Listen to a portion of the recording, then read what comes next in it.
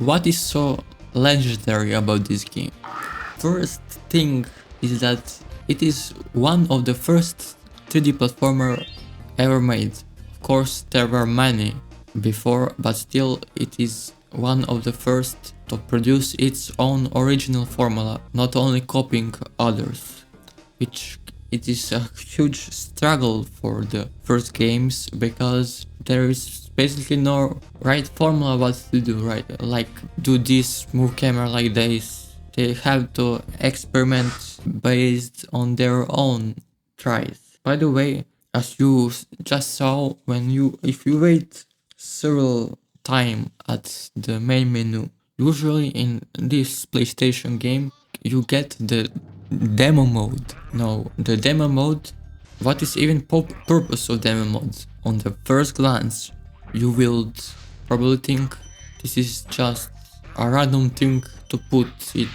This is not something you can play, or why somebody will choose to watch a demo mode instead of actually playing the game.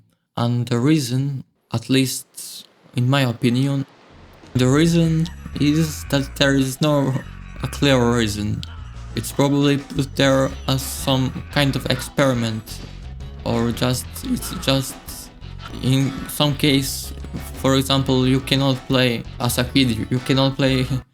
For example, your mother calls it for the lunch, and then you keep the game in the background, and then suddenly you get some playthrough in the background. So there is no real or good reason, but it doesn't hurt for sure.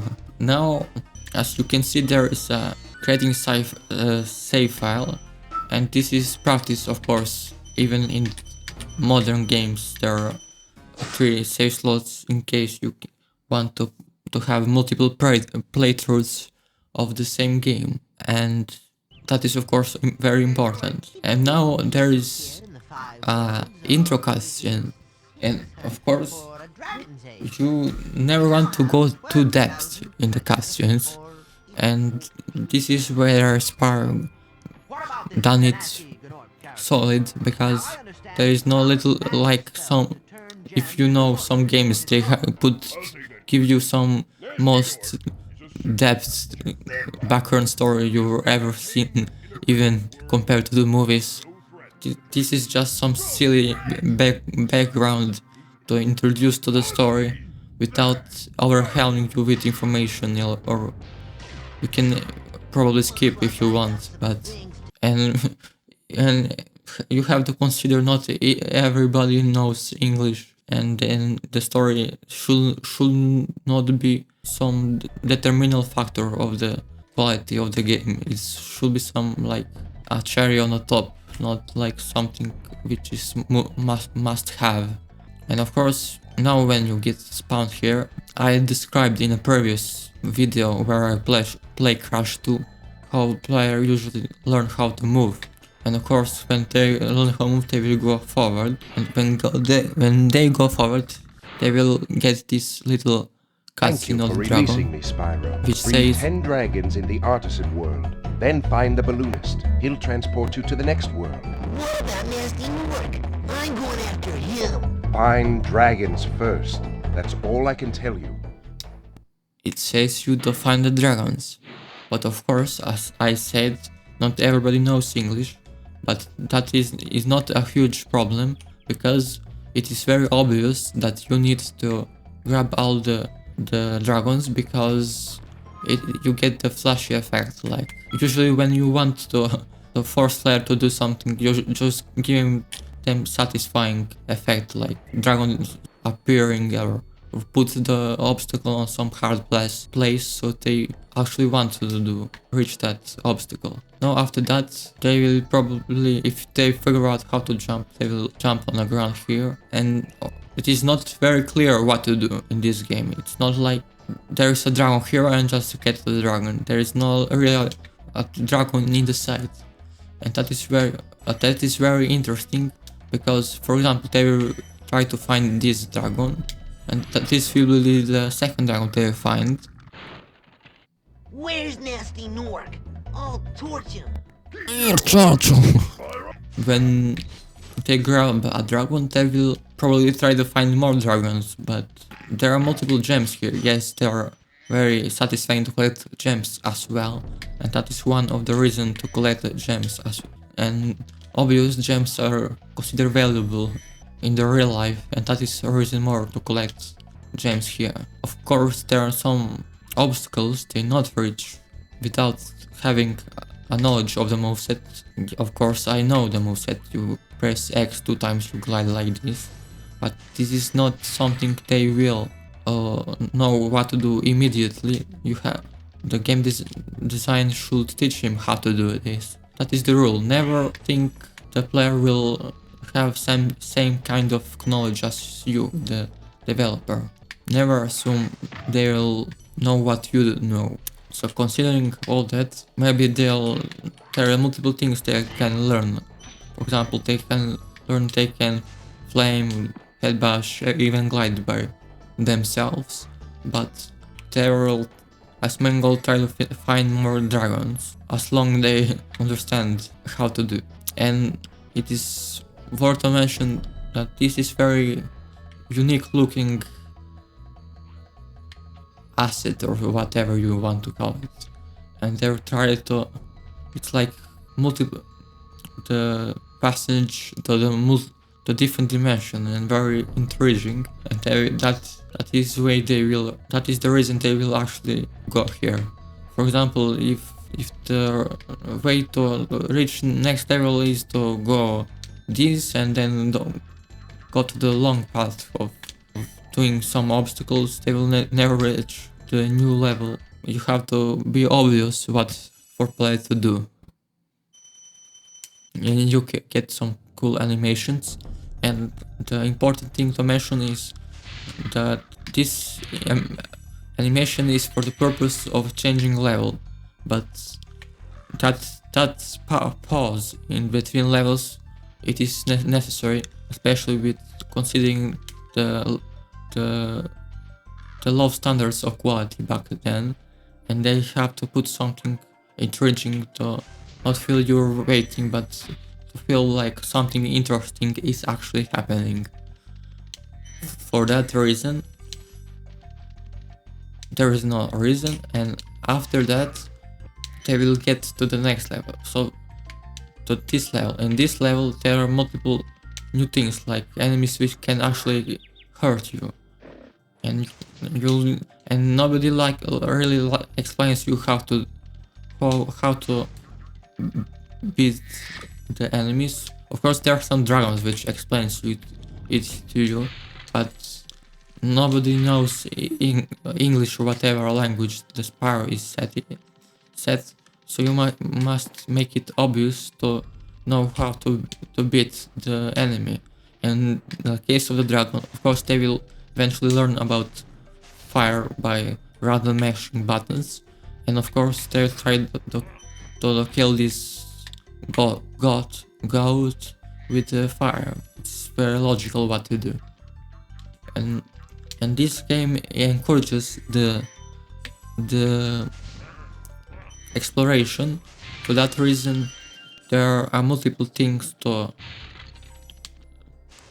secrets and things to do in the level. It's not like in the Crash, as in my previous video, where it is not pure linear, but mostly linear levels, when you have a one path, and there is no right. You freed all the dragons. Pass through this. There is no right and wrong. Here, Crash is good game and Spyro is good game as well. Only thing the rule you have to do is to have a good something which will work good in that mechanic style. It's not like you can have the penguins and crashing logs and the same way in the Crash game, but it is something which you need to adapt to your mechanics. No, the interesting thing about this game, there are multiple paths you can go to, and for that reason I prefer this game over Crash, but of course Crash have things which does better than a Spyro. For example, not boss battles for sure, but just the levels have some more charm in them because they're smaller and they can afford to put more details, and at least compared to the first Spyro as this, and similar to the Crash, there are multiple like styles of playing, like having multiple obstacles which demands predicting what will happen next, or just it demands you precise movement, or it demands for you to know what each enemy does so you don't die while playing. And here you have multiple styles of playing, like for example here there are like vast space which gives you some feel of freedom of movement, and it is some special kind of emotion. It's not like you're trapped in fixed position, fixed scene. And there are some levels in Spyro where it demands to be careful with the enemies. There are some levels in Spyro where it demands platforming. There are some parts where it demands you to be fast moving, and you have to determine what key styles of play you can introduce to your game, and then you need to combine them in an appealing way, so it is in correlation with the graphics, and you have to consider what players know about playing your game. It's not like they will know everything at the start. You have to teach them everything. You have to teach each kind of move and enemy, and without overwhelming them. And this is the level with the first boss. And the thing about this level is that you can play it immediately. At least you can play it a second level, which is not very conventional way for games to have boss battle possible to be played in a second level. But if you even can believe me, this game had even worse bosses than Crash 2. Crash 2, at least there is something happening most of the times, but here I will show you.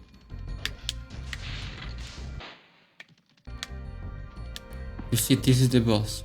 The problem with the boss, then even the side enemies are stronger than this boss. This boss literally doesn't do anything.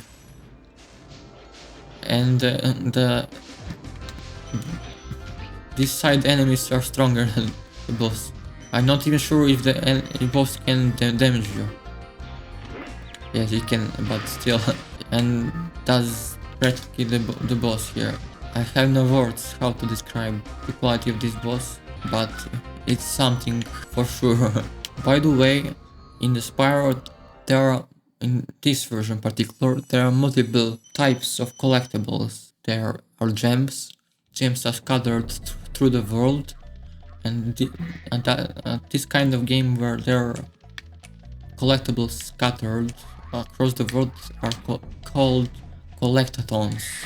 Collectathons, or collect a ton of collectibles. And the way of thinking for collectathons is that what even makes collectathons a appealing game and fun. And that is probably because you first feel a sense of accomplishment when you collect all the collectibles.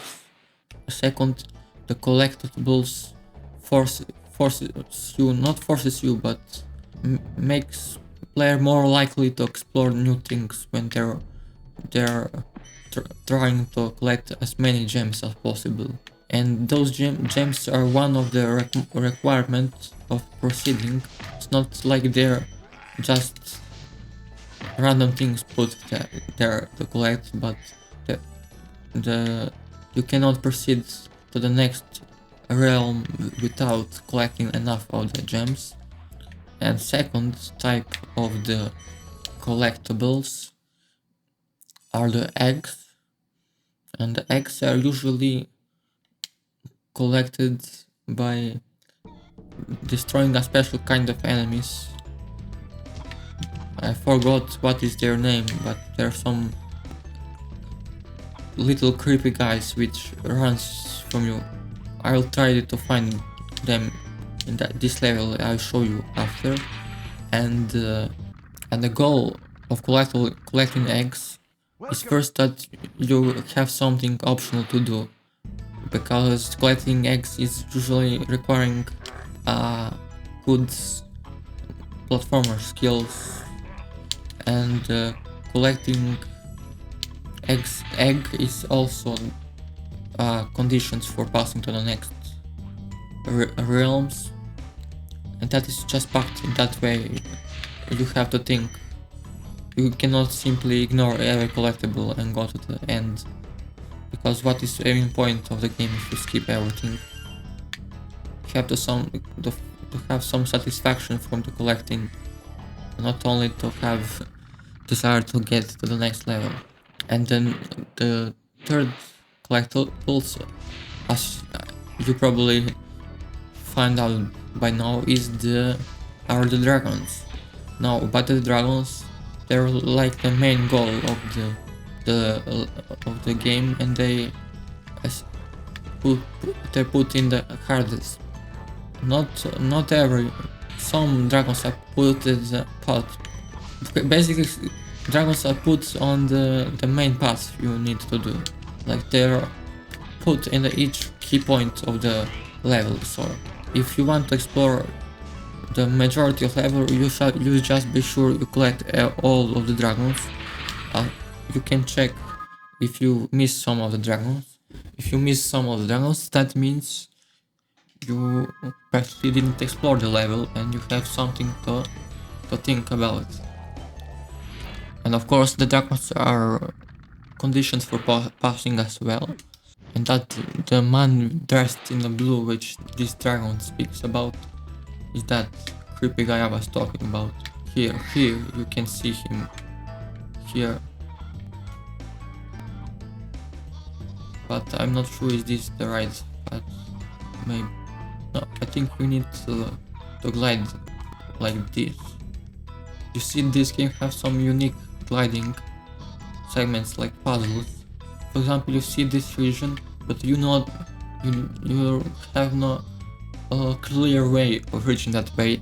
If you need to find how to actually reach that specific part, it is very interesting utilization of this kind of mechanics, gliding, and in order to catch this guy, you have to be charging whole time like this, and you have to be very precise with, and you can flame it in the last possible moment. That is one of the interesting combination of the moveset, similar as the Crash, where you can slide and spin and jump at the same time. You here can charge and fire, glide, combine those to reach some unique, but that is the reason Crash does better, that unique combination, because the combinations here are not that good. You have glide and cannot really combine multiple in the same time. You can just change them quickly to get the combinations, not the combinations in the same time. And you see here that I'm missing 8 gems, and that could be a reason more to try to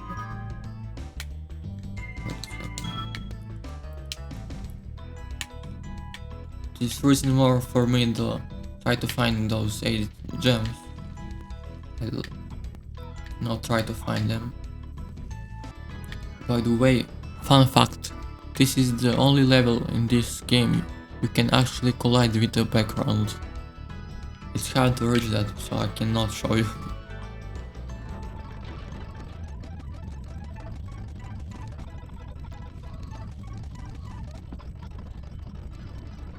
You see how they're hidden here. It's not very obvious place to search. This is the balloonist. The balloonist will bring you to the next realm or set of levels, whatever we call it. And then it demands some kind of condition to pass to the next level. It was 8 dragons or 7 or 6, I don't remember. Anyways, I skipped one level, but because I collected enough dragons in other levels, I can proceed to this realm. And the interesting thing about Spyro is that it has one of the most realms compared to the other Crash and Spyro games. There are 6 or 7, I believe. And Spyro 2 have only 3, I believe. Practically a downgrade at this point, but it's not. But they for sure increase the quality in the Spyro 2. And there is always, you can see love put in these games. For example, you can sometimes see enemies hiding in this.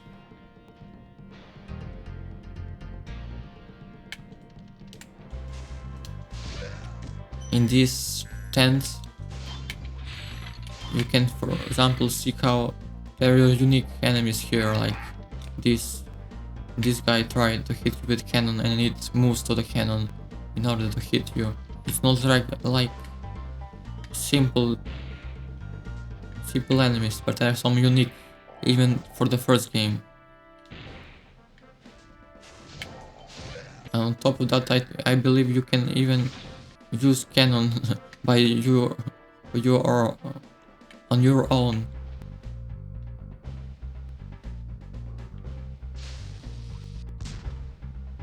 See, like destroying these metal boxes.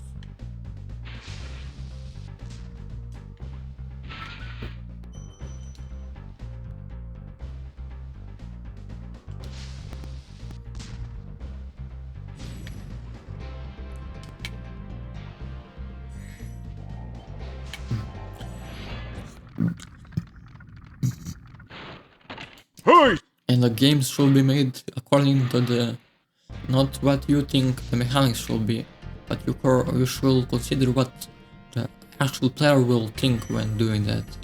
It's much more interesting when you introduce real life objects like cannons for this example, and then when you beat the cannon enemy you get the control of his cannon. It's not like you beat some shooting enemy and that is it, you just kill him and it's in the end, but you get his weapons as well.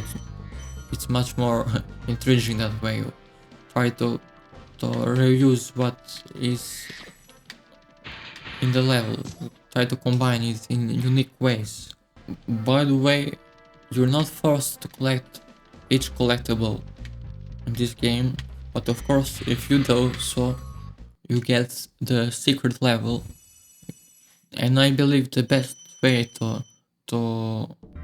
I think the best way to reward player for completing your game 100% is to give them more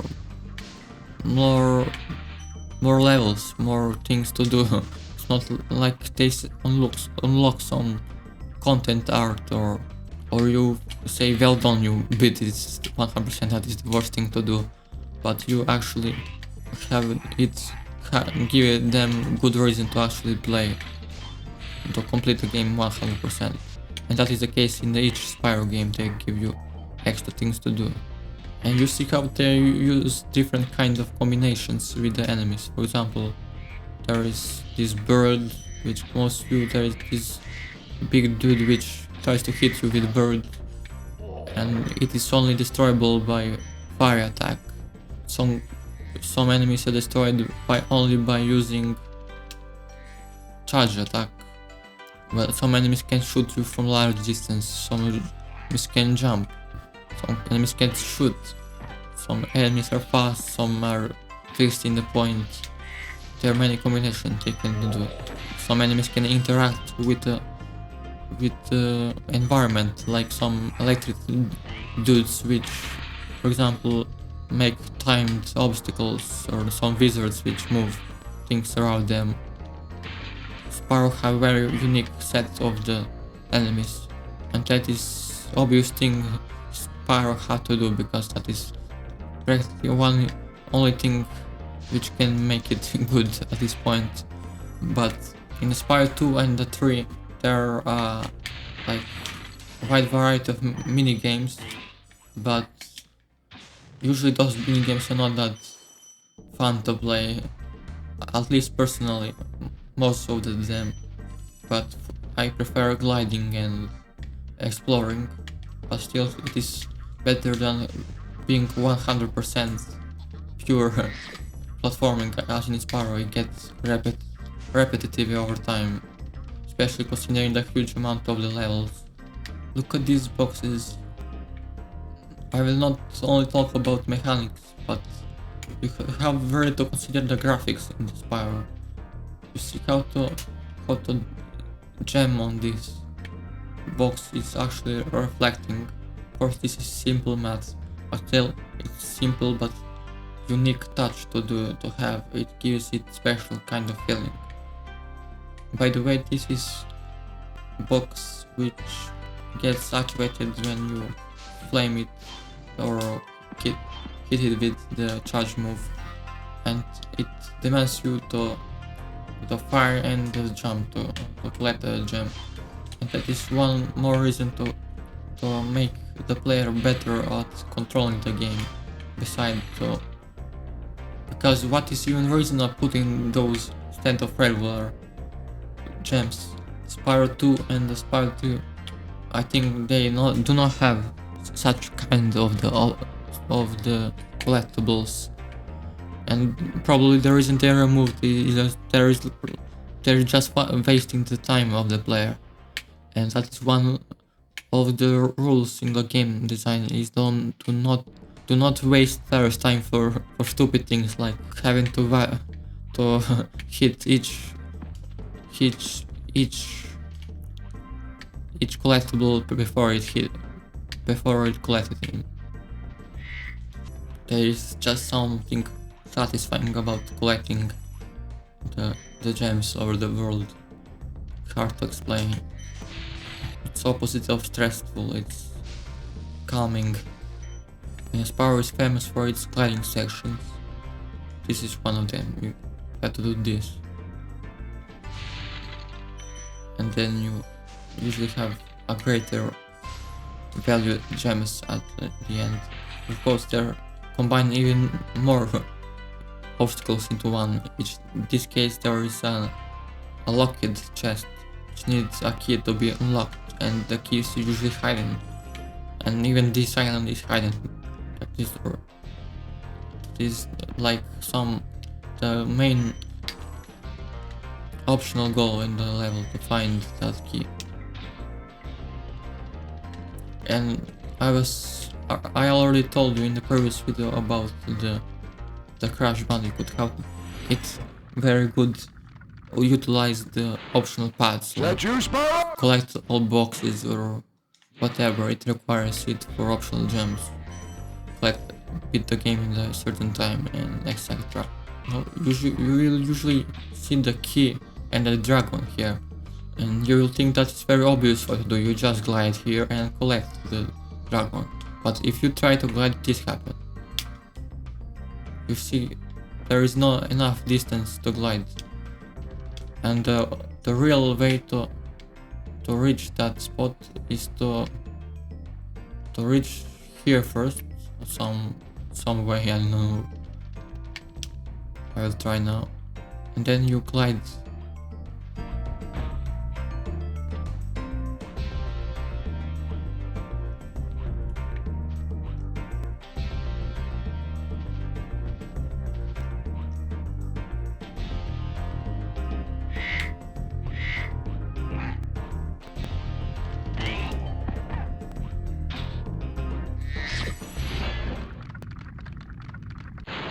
Try Canyon Rewards, good gliders.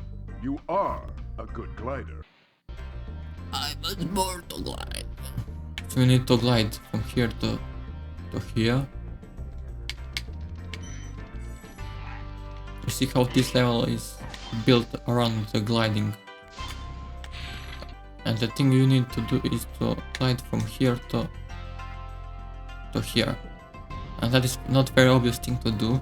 That's what it makes interesting game mechanics. It's not like you immediately know what to do, but you need to explore it to think. And that's what makes it fun to challenge the player, to get with a more intriguing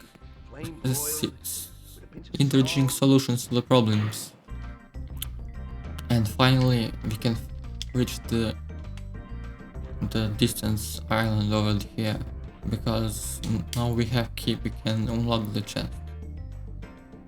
And the chest of course have some valuable gems. 55. One of the critics with the Spyro 1, and you probably understood so far what is the problem, is that it is very repetitive, because you basically do each thing over and over. There is not like something new mechanics you get over playing. Of course there are more harder levels over time, but still there is not many new game mechanics you get introduced to. Maybe like I can name it now, like magic spells, where enemies move obstacles, then there are timed platforms, but essentially there is nothing too new over. And that is the main reason the Spyro 2 and 3 introduced the minigames, because to solve that problem they had to do this. And but Crash didn't have that problem, because even if at first glance it seems a familiar problem, you know in Crash 2 it's not like you get introduced to a new moveset or something, but still you get introduced to a new style of playing. As I was telling in a previous video, some levels are demanding precision move, some levels are demanding to know what enemies do, some levels are demanding to be fast, some levels demanding to be patient, but here it practically feels most of the time the same. Of course there are things which are changed, but still it is not enough. One of the example I could tell that is significant is like the charge, the supercharge. There is like special region where you get the fast movement speed, which can be combined in the more intriguing gameplay, like trying to reach distant places by carefully choosing where to go with a supercharge.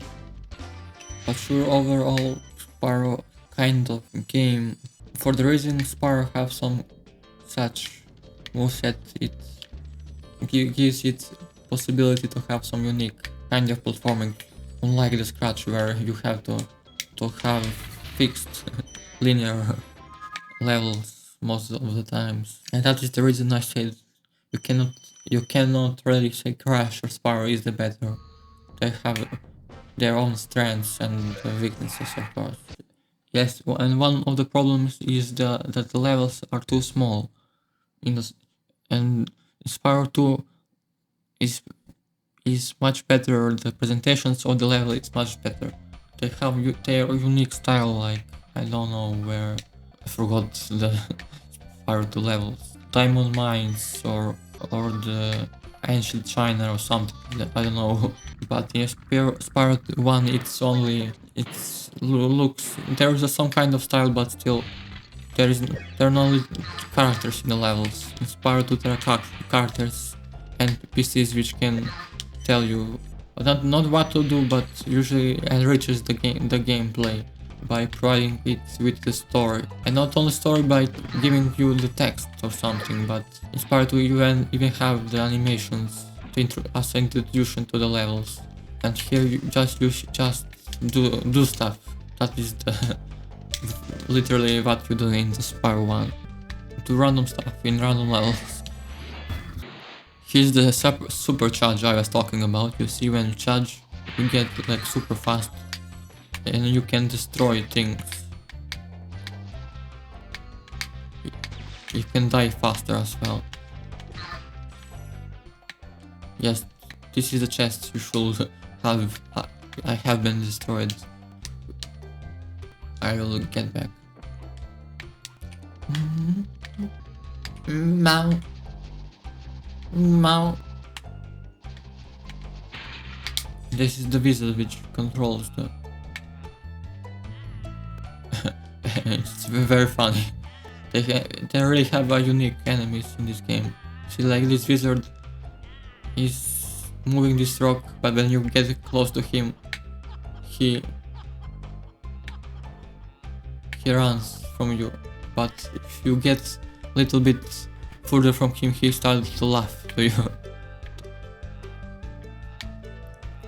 Mom. Start playing levels. This is probably one of the best levels in the game. Multiple reasons.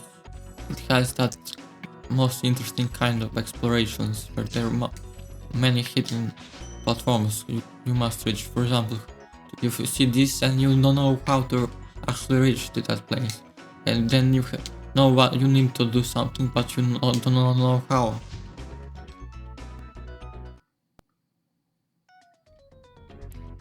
And for example, there is this hidden place at the start, and it's not very easy to find, but when you actually find it, you feel the feeling, you feel satisfied because you actually managed to find it. And of course, as Spyro being a 3D platformer, you can really get that advantage of the Y axis. Unlike the Crash, Y axis is very limited, what you can do. And you see, this is how you actually reach this place. By the way, wanted to tell you about the lighting implementation in such old games. You see how it is flashing, and that is obvious, not a real light, but it's the baked lights. The baked lights are the ones which you have to determine in the texture, and you have like light map or whatever you want to call it. It's not real-time calculations, which will be too expensive. You see how there is this platform, and only way to actually reach it is to use multiple platforms, multiple supercharges.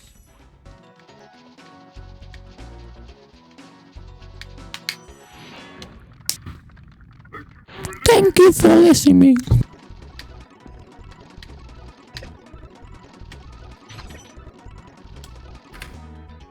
Finally.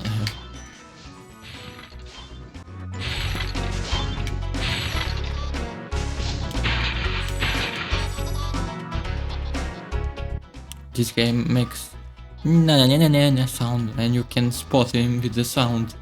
It is interesting game design as well. Otherwise, it will be very hard you actually find this spot.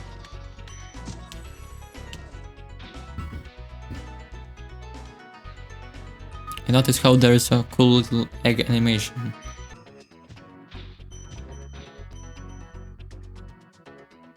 Bro literally killed his own.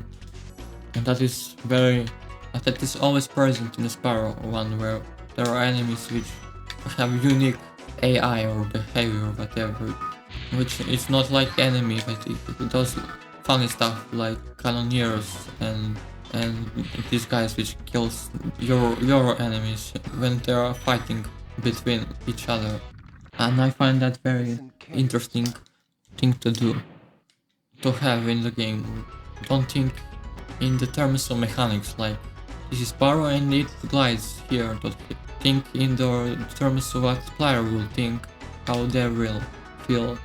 Like, it's very fun for me, for example, to see some enemy gets beaten by other enemy, but in the gameplay wise, it basically it doesn't make any much sense compared to the other, compared to just having it without that enemy at that place. This is the speedway section. This one reason having this, it is very refreshing to have unique kind of different kind of playing modes. It's very refreshing. Those are very hard. You always have practically no time left. You miss one thing.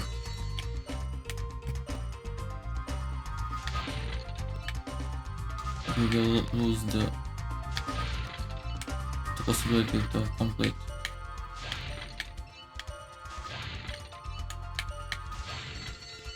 Oof. It's harder than it looks. And they made it that way. Usually in those kind of levels there is obvious what to do, but sometimes it's not. There are multiple paths you can do in the same kind of the speedway level, and that is not necessarily a bad thing. Maybe even you can say it is very interesting to have multiple possibilities to complete one level. Here you have timed obstacles with wizards on top. Those enemies are always doing something fun in this game. By the way, maybe it is even possible they have better AIs than other games.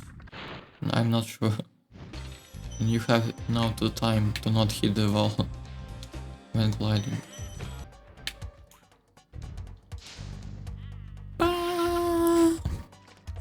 Yes, at this point I feel the game is doing the same kind of stuff over and over again, and that is not something you want in your game. You want variety. I feel like I already did the same thing. First, there's some in this level particular kind of interesting combination, like this guy riding at this monster, but it is not enough. Something is just missing, like story or interaction or movesets, interesting mechanics. Player will demand something more, something much more, not only this. These enemies like to troll you. That is very interesting. I don't remember this. Okay, finally. Level looks very like previous levels. They really like to reuse assets. It's not like something you will expect from the different levels to have such similar graphics, but still there is always something unique, like these bugs, which are nightmare fuel for little kids, but still. As you just saw, there are some obstacles, like the fireworks obstacle, and they're not, I think, in the second and third game like this, but still it is something they have experimenting with. And when creating game, especially with sequels, it's important to always experiment. You never, even if you try your best, you'll never be able to make the perfect game in the first try. You have to check what works, what not, try to create something and see how people resonate to that. Of course, you can prevent the mistakes by playtesting, but still some obstacles can be, some features can be only expected after the release of the actual game. And this as well, it's very wasting time of the player. You just have to fire it like this.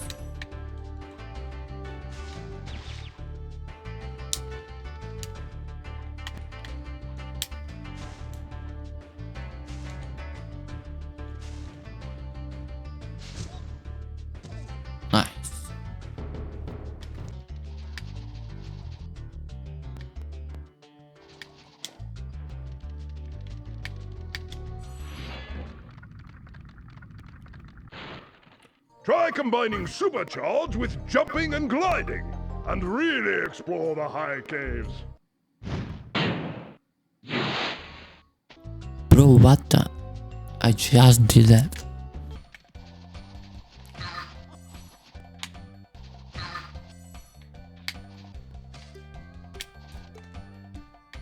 I was too fast. Notice how there are 3D text. It's very unique compared to the other games. And here is the enemy I was talking about. The one which can interact with the environment. Which can kill you or like this. And they are really have a really good enemy design in this game. And that is probably why people like this game.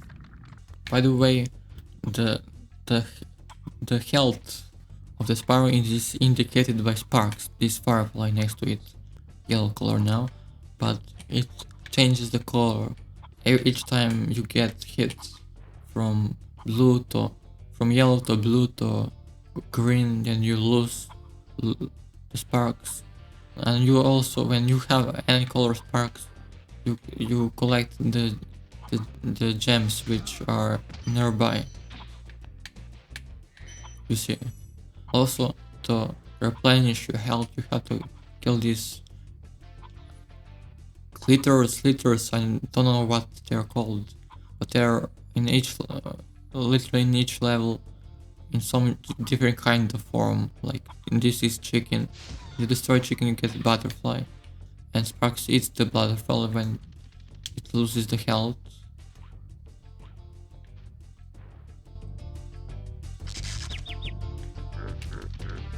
And then you can eat the butterfly, and it's very interesting animation.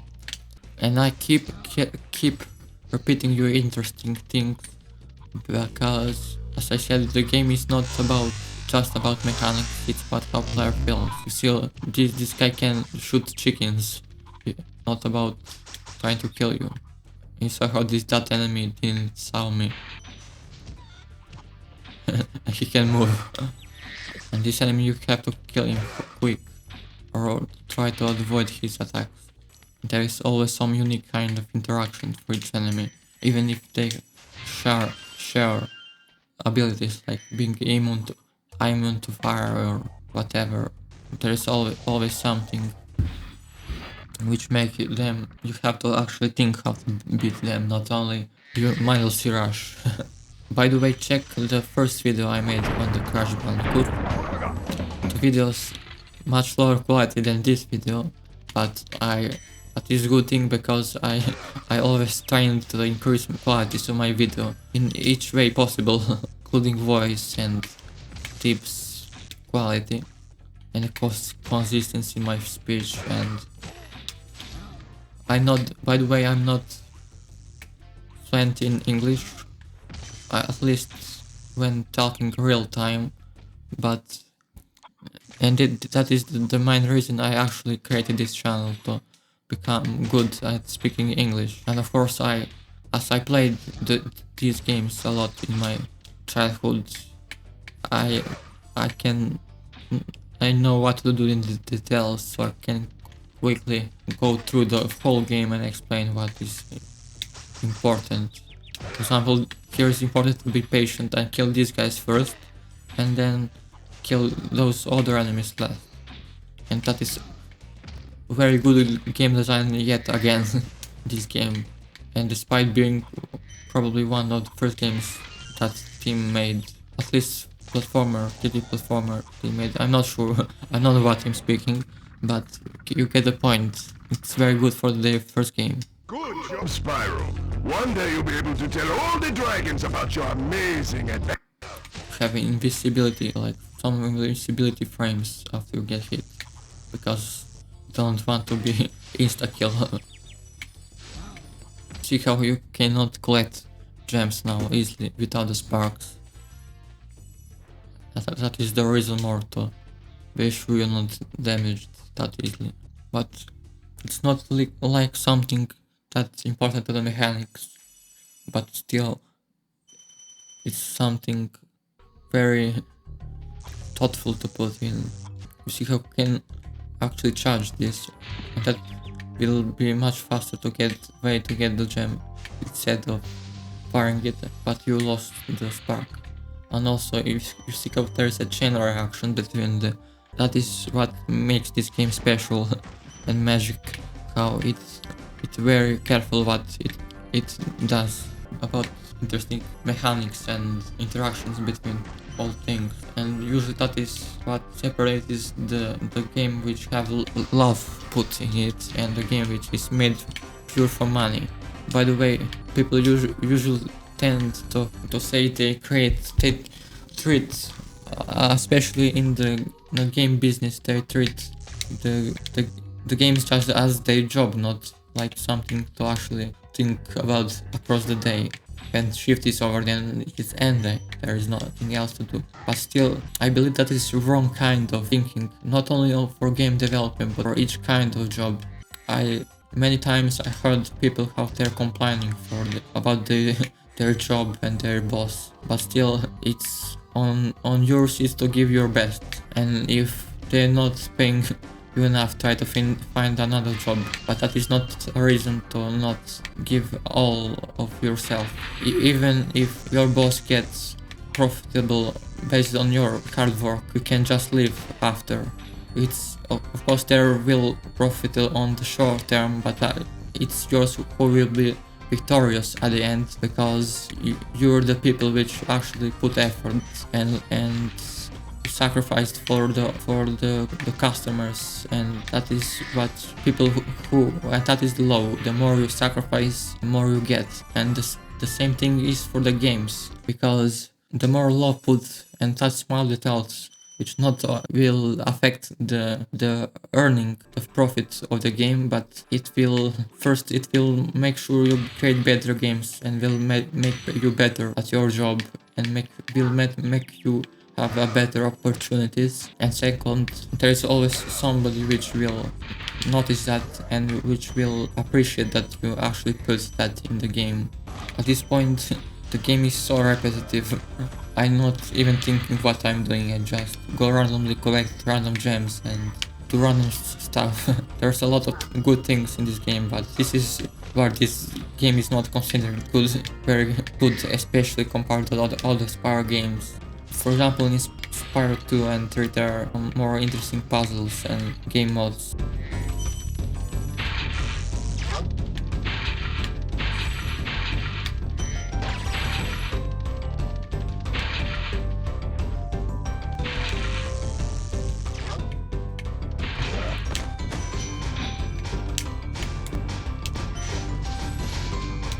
This is big boss battle. Why each game I play have a big boss battles?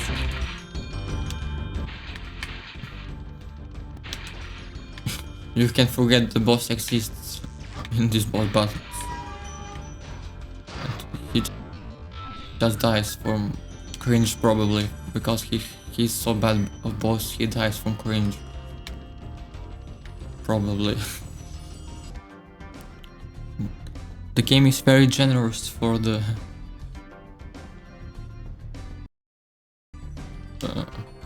I need 50 dragons. I missed a lot of dragons.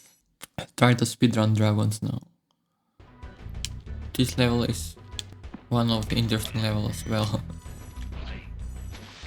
Because it has some kind of different feeling.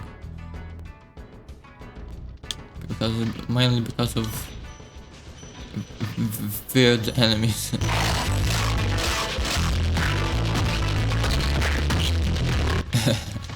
And these frogs are the hardest characters in the game.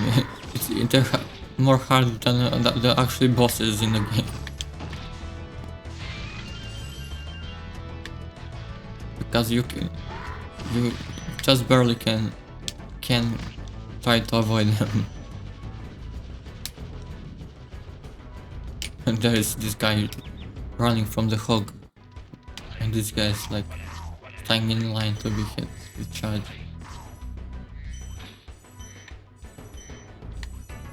like this like underground entrance, and the developers really try to be as creative as possible according to their knowledge.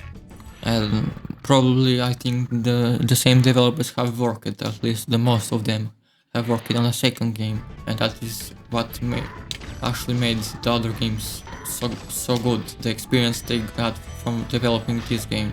One of things is not to put these frog enemies and these frog enemies cannot be hit with the charge attack, and that is always something like you have to be careful not to charge in them. You must like avoid them like this and then charge these guys instead.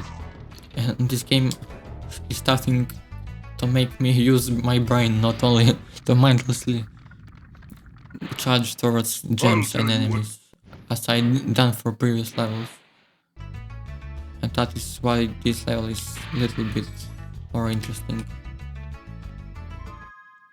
I miss one dragon. I don't know where he will be. And one thing they removed in the future games is they removed the dependency of learning movesets on the dragon speaking from when you collect the crystal from the dragon. And of course you don't want to be dependent on the dialogues, but want to actually show what. See how there is some unique ways of reaching places. You have to actually think how to find new places to reach. By the way, in the old games they were having always some kind of life system where if you lose the life, you get returned to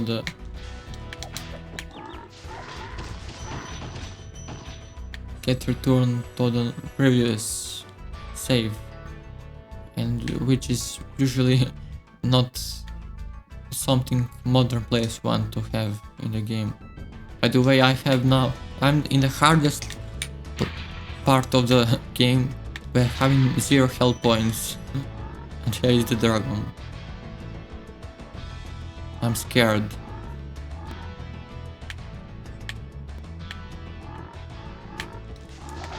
I'm already dead. I don't know where I am. Players prefer when they can save them.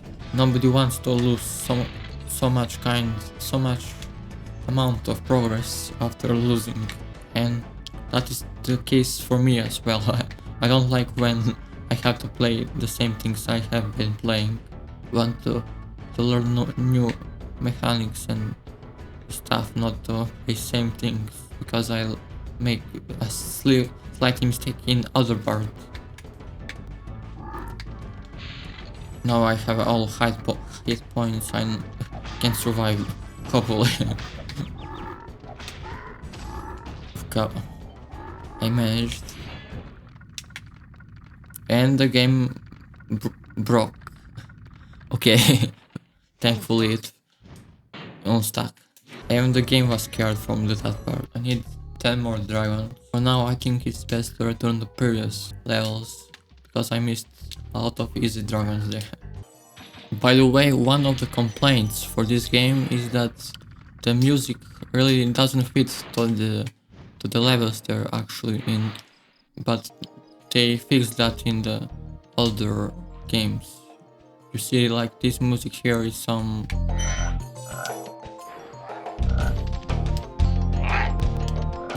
It's not like feeling like level called Dark Hollow. It's more like Light Hollow. And of course the music and the sound design is not something you can exclude like that easily. It's a very crucial part of the game for many reasons. One is for the feeling overall, and second is sometimes the sound can help the player to learn the moveset easier, the mechanics easier. This level is also considered one of the best levels in the Spyro because of the presentation. It's not like in the Magic realm where all levels look like each other. This is some kind of unique type of level. Of course it has its unique enemies and unique feeling on the level itself.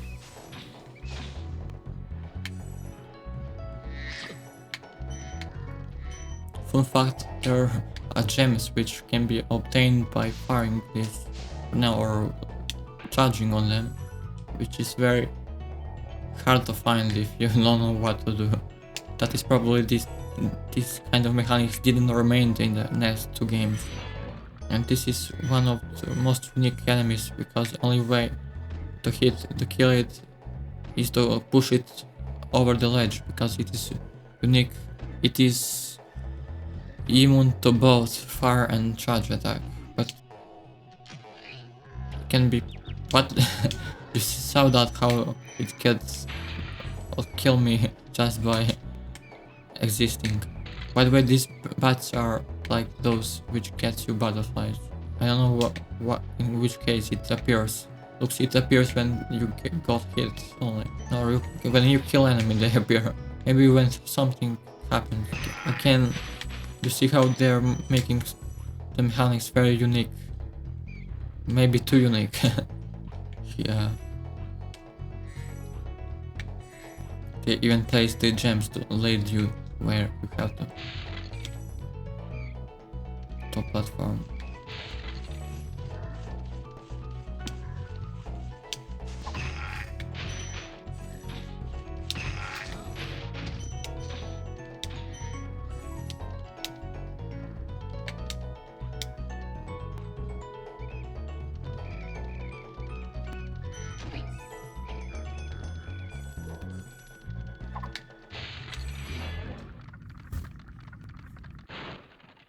Done well, Spyro.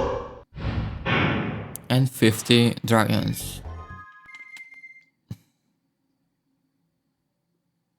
Before we go to the next realm, first I wanted to show you this level.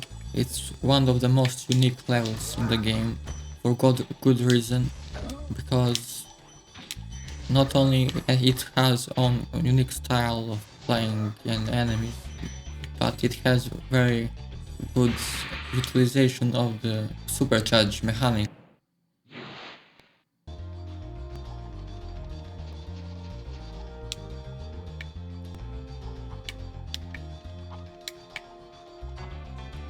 You see how there is next to the turrets here, like platforming section with this mechanics. Of course, you can very fast get to the end of the level, but the real goal of this level is to reach the hidden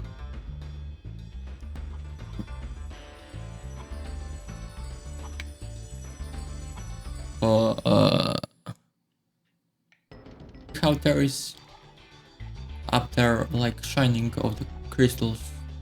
That is the one of hardest places to reach in this game, and the way to actually reach it, you have to combine multiple supercharges, which can be very tricky.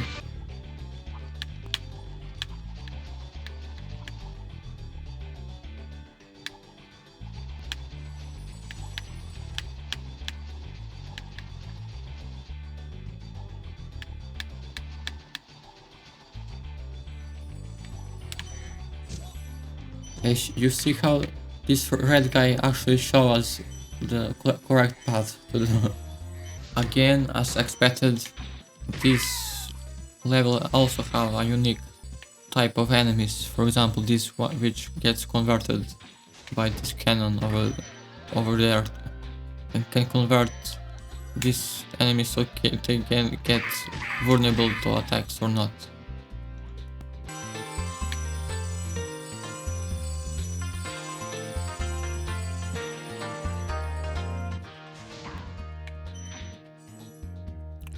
And there is a little puzzle here, which you need to reach this place and to convert these guys into smaller guys which can be destroyed now.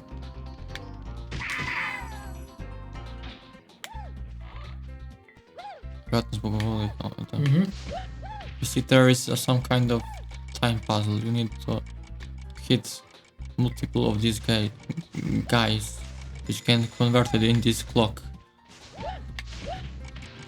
Then you reach here and to reach the upper part.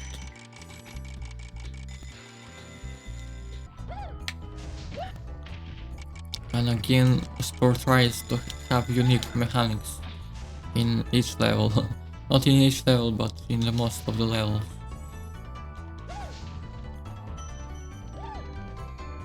Which, like these guys, the whole level built around them. Just random guys existing, just standing there menacingly. This is the feeling I get after playing this boss. And this boss battle is trash. Mildly speaking, it's not even a boss battle. It's just platforming section with random character put in. And Spyro basically have no bosses. And the last boss, the Gnostic Gnork, is basically a platforming section.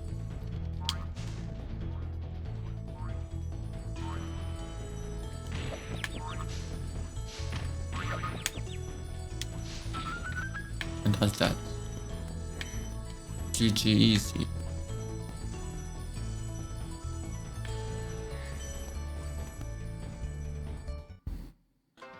Okay, because I don't want to spend whole day playing this game, I will stop here. I'm telling you, there is nothing you can expect more from this game. It's basically that, just repeating. Only new things are probably the boss battle and the secret level mechanics, and that's basically it. So thanks for watching, sure you subscribe and see you in next video.